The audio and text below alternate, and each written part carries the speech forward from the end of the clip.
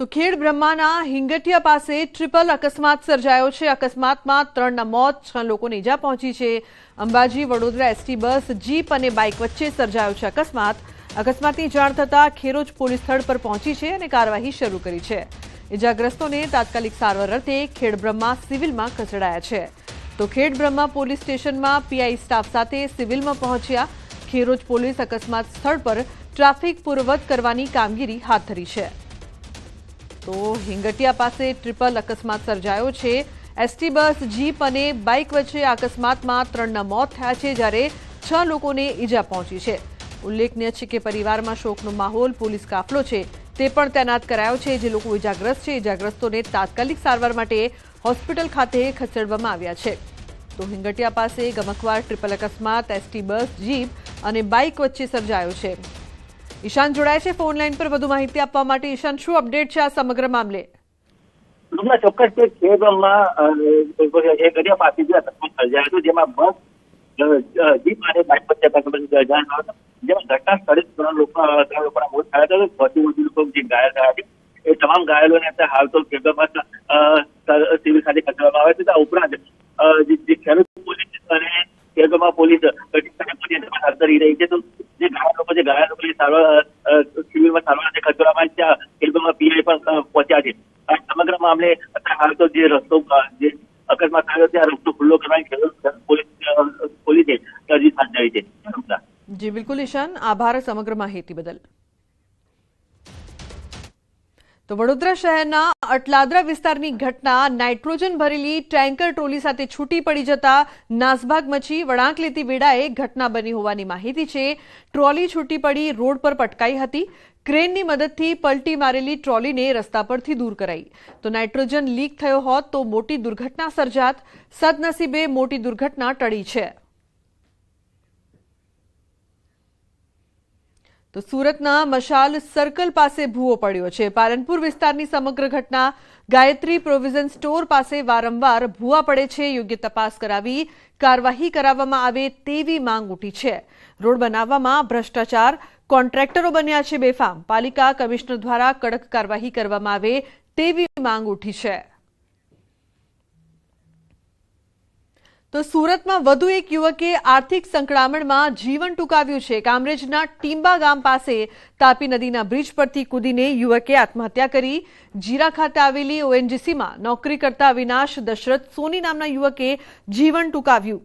પાલ વિસ્તારમાં આવેલા ધનલક્ષ્મી બંગલોઝમાં રહેતો હતો।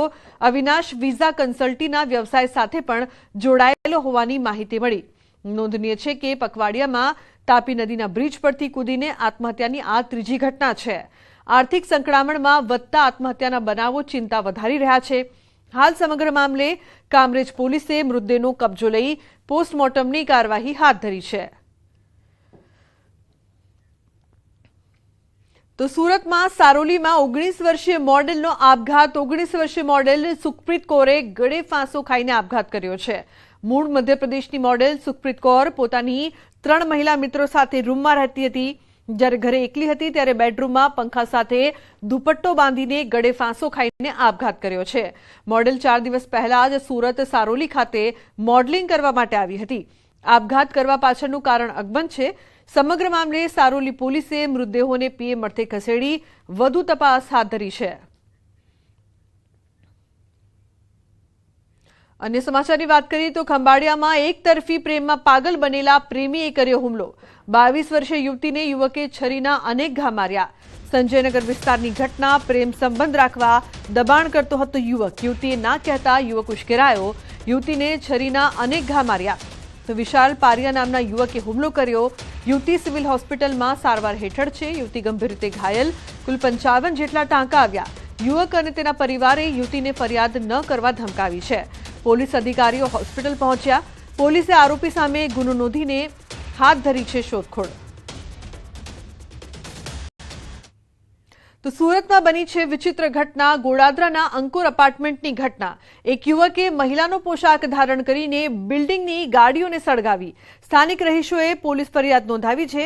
અજાણ્યો મહિલાના પોશાક ધારણ કરી બિલ્ડિંગની ગાડીઓને સળગાવે છે। ફરિયાદ બાદ પણ કોઈ કાર્યવાહી ન થતા રહીશોમાં રોષ છે। અજાણ્યા શખ્સની કરતૂતથી ગોડાદરા વિસ્તારમાં ફફડાટ ફેલાયો છે। કોણ છે અજાણ્યો શખ્સ જે આ પ્રકારની ઘટનાને અંજામ આપે છે? પોલીસને ઝડપથી કાર્યવાહી કરવા લોકોની માંગ.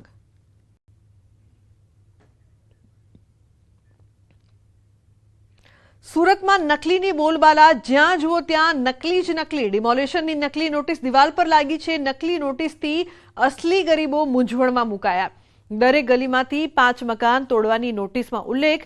વિચિત્ર ટીખળ કરતા ભારે ઉહાપો મચી ગયો. સુરતમાં ઉત્તરાયણ વિસ્તારમાં આવેલી તાપીનગર વિભાગ 2 સોસાયટીનો બનાવ. સુરત મનપા સાથે પોલીસને પણ ફેંક્યો છે પડકાર. અહીંયા રાતના કોઈ 2:30 વાગે આવી એક મ્યુનિસિપાલિટીની નોટિસ ચપકાડી ગયા છે. એમાં લખેલું છે કે 5 મકાન દરેક ગલીમાંથી ખાલી કરવાના છે. એની જગ્યાએ અમે ગાર્ડન ઊભું કરવાનું છે. તો અહીંયા જે માણસ રહે છે એ બધા સામાન્ય જાતના માણસ રહે છે. કોઈ મુઝમ્સ ખાતામાં કામ કરે, કોઈ જરીમાં કામ કરે, કોઈ બકાલું વેચે છે, કોઈ કડિયા કામ કરે છે. તો એવી રીતે આ લોકોના 11 બાય 20 મકાનમાં રહે છે. આ લોકો કોઈ બિલ્ડરનું કાવતરું હોય, ગમે તેનું કોઈ કાવતરું હોય તો ભયનો માલ ઊભો કરી દીધો છે. અહીંયા ભય બહુ મોટું થઈ ગયું છે. તો અમે મ્યુનિસિપાલિટી જાણ કરતા કે મ્યુનિસિપાલિટી કહી ગયા કે અમારી કોઈ એવી નોટિસ મોકલાવી નથી.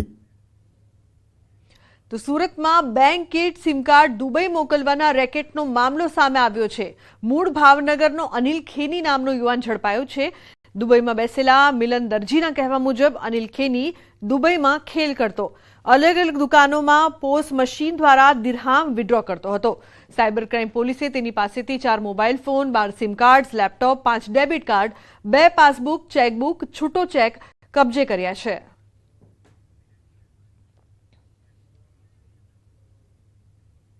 તો અરવલ્લી જિલ્લાના મેઘરજના રોલેશ્વર મહાદેવ મંદિરમાં ચોરીની ઘટના. તસ્કરો મંદિરની દાનપેટીની ચોરી કરી. ચોરાયેલ દાનપેટી બાજુમાં આવેલ તળાવમાંથી મળી આવી. ચોરીનો પ્રયાસ નિષ્ફળ થયો. દાનપેટી સહી સલામત તળાવમાંથી મળી આવી છે. મંદિરના પૂજારીએ પોલીસને જાણ કરતા પોલીસે વધુ તપાસ હાથ ધરી છે. અન્ય સમાચારની વાત કરીએ તો વડોદરામાં માથાભારે પશુ માલિકો પર પાલિકાના 4 હાથ. આજવા રોડ પર બેફામ બનેલા પશુ માલિકે જાહેર રસ્તા પર ઢોર દોડાવ્યા. જાહેર માર્ગ પર જોખમી રીતે ઢોર દોડાવતા ઉઠ્યા છે અનેક સવાલો. પશુ માલિકોને પોલીસનો પણ ડર નથી રહ્યો. નંબર પ્લેટ વિનાની બાઇક પર દંડા સાથે સર્જ્યો દહેશતનો માહોલ. પાલિકાની ઢોર પકડ પાર્ટી સાથે પશુ માલિકોની સાંઠગાંઠ હોવાની પણ ચર્ચા. શહેરમાં રખડતા ઢોર લઈ ચૂક્યા છે અનેકનો ભોગ. વડોદરામાં દૂધના ભાવ વધારા સામે વડોદરામાં કોંગ્રેસનું આંદોલન. શહેર કોંગ્રેસના કાર્યકર્તાઓ બરોડા ડેરી ખાતે પહોંચ્યા. દૂધના ભાવ વધારવા સામે બેનરો, થાળી, વાટકી લઈને અને ડેરી ખાતે તેઓ પહોંચ્યા હતા. બરોડા ડેરીની બહાર કોંગ્રેસના કાર્યકર્તાઓ સૂત્રોચ્ચાર કરી રહ્યા છે. ગરીબ અને મધ્યમ વર્ગના લોકોનું બજેટ ખોરવાયું હોવાના મુદ્દે કરી રહ્યા છે આંદોલન. મહિલા કાર્યકર્તાઓ પણ વિરોધ પ્રદર્શનમાં જોડાઈ છે. વિરોધ પ્રદર્શનના કારણે પોલીસનો મોટો કાફલો ખડકી દેવામાં આવ્યો છે. આજે એક દિવસમાં તો વિચાર કરો કે 2 રૂપિયા વધાર્યા, મહિને કેટલો બોજો. તો મોંઘવારીમાં હમણાં ગેસના બોટલના પણ ભાવ વધ્યા.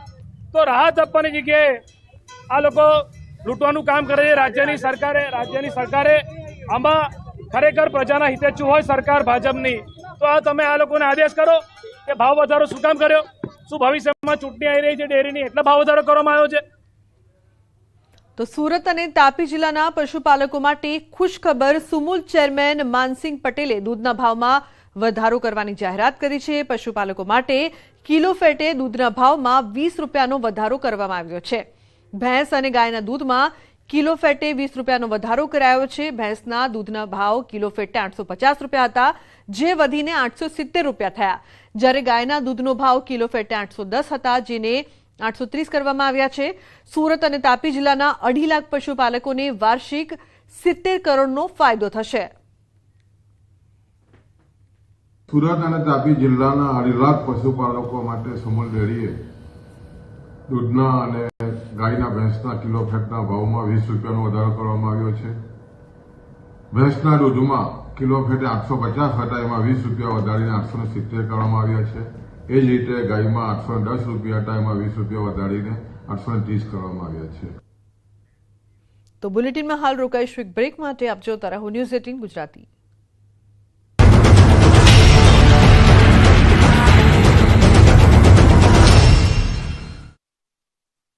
अर्ज किया है।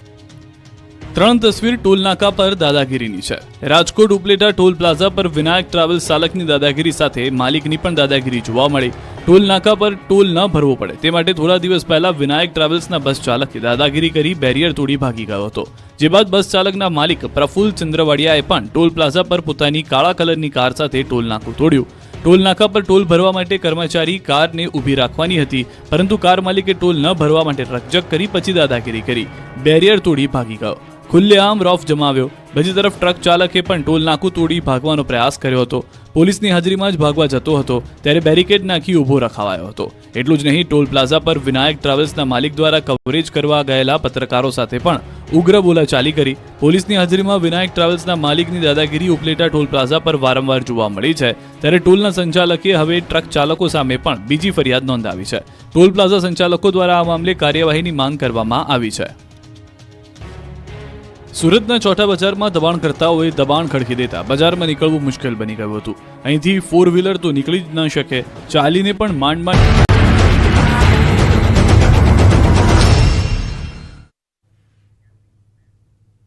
Welcome back. સમાચારમાં આગળ વાત કરીએ તો ચંડોળા ડિમોલિશનના ફેઝ 1ની કામગીરી પૂર્ણ થઈ છે। અમદાવાદ શહેર પોલીસ કમિશનર અને મ્યુનિસિપલ કમિશનરે ચંડોળા તળાવની મુલાકાત લીધી છે। આગામી દિવસોમાં કયા પ્રકારે કામગીરી કરવી તે અંગે ચર્ચા। ફેઝ 2 માટે કામગીરીની ચર્ચા કરવામાં આવી છે। પોલીસ કમિશનર GS મલિકનું નિવેદન। ચંડોળા તળાવમાંથી 200 બાંગ્લાદેશી ઝડપાયા।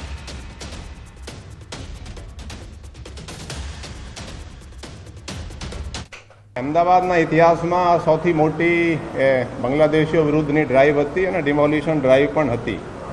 એમાં અમુક જે જાણીતા અને બહુ નામચીન લલ્લુ બિહારી અલિયાસ મોહમ્મદ પઠાણ, એના તમે પણ જોયા હશે, જેના એના મોટા બંગલા જેવા ફાર્મ હાઉસ બનાવેલા હતા।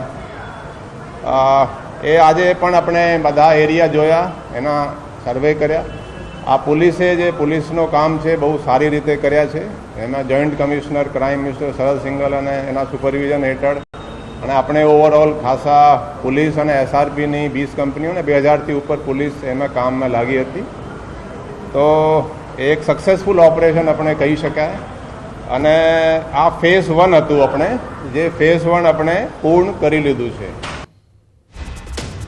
ડેપ્યુટી મ્યુનિસિપલ કમિશનરે ડિમોલિશન અંગે માહિતી આપી છે। 4000 કાચા પાકા મકાનો દૂર કરવામાં આવ્યા। 1.5 લાખ ચોરસ મીટર વાર જેટલી જગ્યાનો ભાગ ખુલ્લો કરાયો છે। ખુલ્લી કરાયેલી જગ્યામાં પ્રોટેક્શન વોલ ઊભી કરી સરકાર હસ્તક જગ્યા લેવાશે।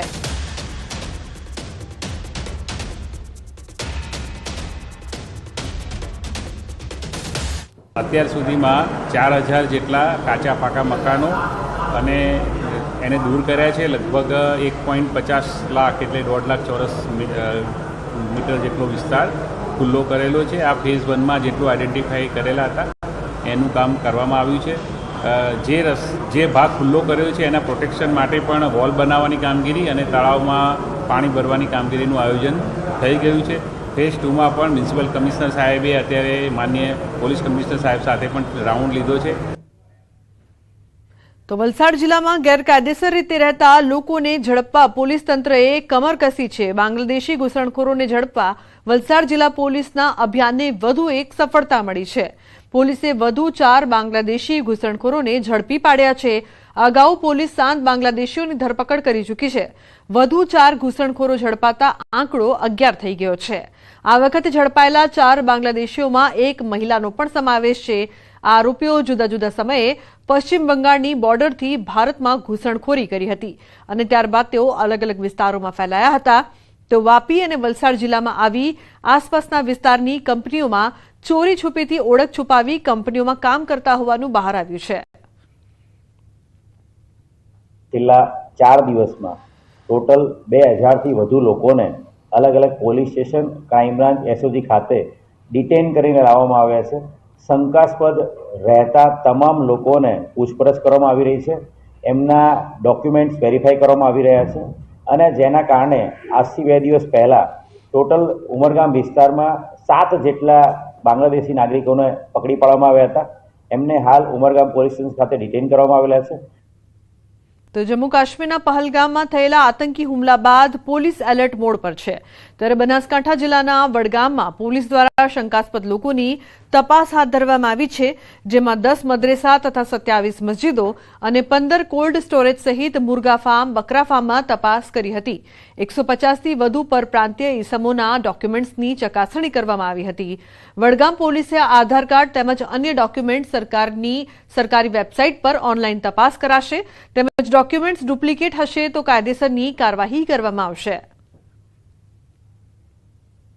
છેલ્લા 3 દિવસથી વડગામ પોલીસ સ્ટેશન વિસ્તારમાં આવેલ પોલ્ટ્રી ફાર્મ જેવા કે મરઘા ફાર્મ, બકરા ફાર્મ, કોલ્ડ સ્ટોરેજો, આશરે લગભગ 15 કોલ્ડ સ્ટોરેજો આવેલા છે આપણી જોડે. એ સિવાય મદ્રેસાઓમાં જે બહારના રાજ્યોમાંથી આવેલા મૌલવીઓ, આ તમામ જગ્યાએ જે પરપ્રાંતિયો અલગ અલગ જેમ કે મહારાષ્ટ્ર, કર્ણાટક, બિહાર, યુપી અલગ અલગ રાજ્યોમાંથી આવેલા પરપ્રાંતિયોની વેરિફિકેશન કરવું ખૂબ જ અગત્યનું હોય. એ બાબતે એસપી સરે સૂચના આપેલી છે. તો પહેલગામમાં આતંકી હુમલા બાદ દેશભરમાં ઘૂસણખોરોને પકડી લેવા પોલીસ દ્વારા સર્ચ ઓપરેશન હાથ ધરવામાં આવ્યું છે, જે અંતર્ગત રાજકોટ પોલીસે રામનાથપરા, સોની બજાર સહિતના વિસ્તારોમાં સર્ચ ઓપરેશન હાથ ધરવામાં આવ્યું છે, જે અંતર્ગત વધુ 6 બાંગ્લાદેશી શખ્સને પકડી લઈ કુલ 21 શખ્સને ડિટેન કરી તેમની પૂછપરછ કરી વિશેષ કાર્યવાહી કરી છે. ઘૂસણખોરોને પકડી લેવા પોલીસે 35 ટીમો બનાવી હતી અને રામનાથપરા, ભગવતીપરા, જંગલેશ્વર, અટીકા, રૈયા રોડ સહિતના વિસ્તારોમાંથી 1000થી વધુ લોકોની ચકાસણી કરી હતી, જેમાં 13 બાંગ્લાદેશીઓ પકડાયા હતા, જેમાં અલગ અલગ એજન્સીઓ મારફતે તેમની પૂછપરછ કરવામાં આવી હતી. આ દરમિયાન પોલીસે વધુ 8 જેમાં 6 મહિલાઓ સહિત 8 બાંગ્લાદેશીઓને ડિટેન કરવામાં આવ્યા છે, જેમાં કુલ આંકડો 21 થયો હોવાનું બહાર આવ્યું છે. તો જૂનાગઢમાં મધમાખીના ઝુંડનો હુમલો, 30 લોકો ઘાયલ થતા સિવિલ હોસ્પિટલ સારવાર માટે ખસેડાયા છે. પર્વતારોહણ દરમિયાન જોગણિયા ડુંગરમાં આ ઘટના બની છે. ટ્રેકિંગ કરવા ગયેલા વિદ્યાર્થીઓ ઘાયલ થયા છે. પંડિત દીનદયાળ પર્વતારોહણ કેન્દ્રમાં ખડક ચઢાણની તાલીમ લેતા વિદ્યાર્થીઓ ઘાયલ થયા. તો જામનગરની નેશનલ ફાયર એકેડમીમાંથી આવેલા લોકો પણ ઘાયલ થયા છે. 2 અલગ અલગ ગ્રુપ દ્વારા ટ્રેકિંગ કરવામાં આવતું હતું. પાટનાકા પુલ પાસે જોગણિયા ડુંગર ઉપર છોકરાઓને મધમાખી કરડેલ હોય અને એ છોકરાઓનું રેસ્ક્યુ કરવા માટેનો કોલ આવે. તાત્કાલિક અમારી ટીમ ઘટના સ્થળે પહોંચી અને તેના છોકરાઓનું રેસ્ક્યુ કરી અને દરેક છોકરાઓનો હોસ્પિટલમાં દાખલ કરેલ છે. અંદાજે 40-45 છોકરાઓનું રેસ્ક્યુ કરેલ છે અને સિવિલ હોસ્પિટલમાં દાખલ કરેલા હતા. ત્યારે મધુમક્ખીએ અમારી ઉપર અટેક કરેલો છે, પણ અત્યારે સિવિલમાં છીએ અમે અને સારવાર અમને પૂરી મળેલી છે. અમે 94 છોકરા હતા અને 9 ઇન્સ્પેક્ટર હતા. 35 બાળકોને સિવિલ હોસ્પિટલ ખાતે સારવાર માટે લાવવામાં આવેલ છે. તમામ બાળકોને તાત્કાલિક અત્રે સિવિલ હોસ્પિટલ ખાતે સારવાર આપવામાં આવેલ છે અને તમામ બાળકો અત્યારે સ્ટેબલ કન્ડિશનમાં છે. સિવિલ હોસ્પિટલ ખાતે પૂરતા પ્રમાણમાં ડૉક્ટર સ્ટાફ, નર્સિંગ સ્ટાફ તથા મેડિસિનનો સ્ટોક પૂરતા પ્રમાણમાં ઉપલબ્ધ છે. તો રાજસ્થાનના અજમેરમાં હોટલમાં આગ લાગવાની ઘટનામાં અમરેલીનો પરિવાર જીવતો ભૂંજાયો હતો. અમરેલીના લાઠીના એક જ પરિવારના 3 લોકોએ જીવ ગુમાવ્યો, જેના પાર્થિવ દેહ આજે વતન લાઠી ખાતે લવાયા. એક સાથે 3 જનાઝા નીકળતા લાઠી શહેર ગમગીન બની ગયું. લોકો મોટી સંખ્યામાં જનાઝામાં જોડાયા. કે આ ભાઈ કોણ છે, તો અમે કીધું અમારો ભાઈ છે, એટલે અમે અહીંથી તરત જ નીકળી ગયા ફોરન અજમેર જવા. અજમેર જઈને માહોલ જોયો તો હોટલ અમને શોર્ટ સર્કિટના હિસાબે એમ કે શોર્ટ સર્કિટ થઈશ ને બધું બળી ગયું છે. ત્યાં અમે ગયા એટલે અમને હોસ્પિટલમાં અમે અમારા ભાઈઓને એની ડેડ બોડી જોઈ. તો બુલેટિનમાં હાલ